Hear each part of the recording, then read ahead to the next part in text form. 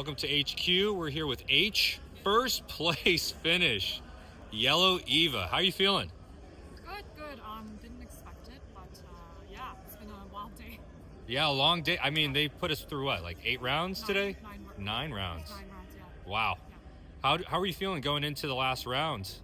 I was nervous. I was playing against someone that I know, that I've played against a lot. He's a good friend, Ranovan. He was playing Purple Gaius, so always nervous with the turn 3 Gaius high roll.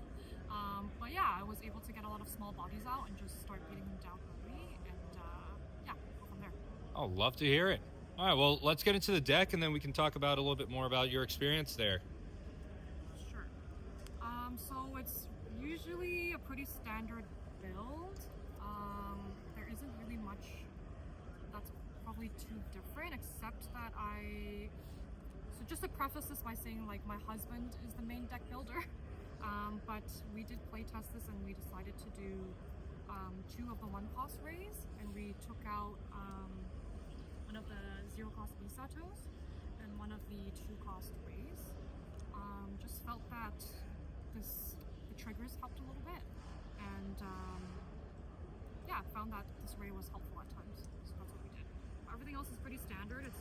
There's 3 Maris, and then the standard 3-cost Misatos, 3-cost Asukas, finals, very standard. Very standard.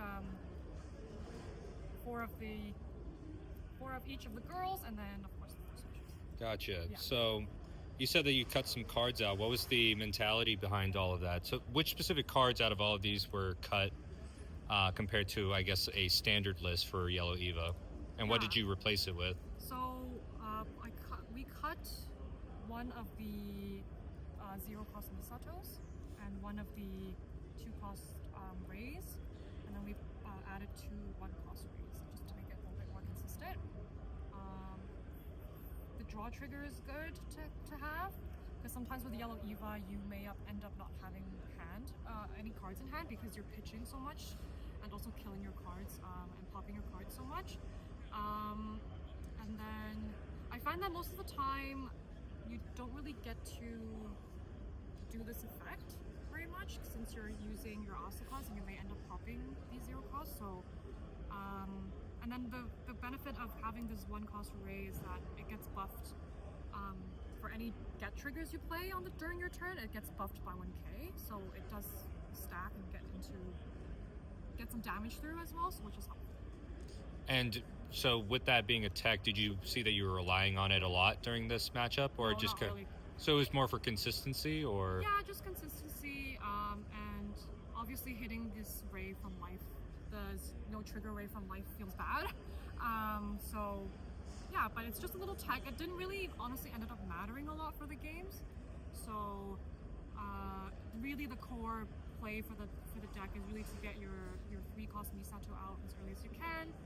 If you can hit some of your 4-cost get triggers with the Misato ability, to try to play that out, and then try to activate your Mari ability if you can to do extra attacks, and then also knowing when to block with the ray and using that effect to get small rays back. So this also just gives you a little bit more options for that too. And in terms of your matchups today, what did you go against, and were there any matches that were particularly hard to do? Yeah, I would say Purple Gaius typically is hard. I was able to get that good hand, and then Red Eva is also a hard matchup, so that one I was on stream and quite nervous. And then I also played 2 Yellow Eva mirrors, so that one didn't have a lot of practice in, so I just had to try to figure out how to get my stuff to stick on the board. And I think whoever gets to keep your stuff on the board ultimately wins out in that matchup. And then I also played 2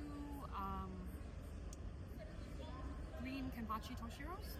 Yeah, so those were interesting matchups as well.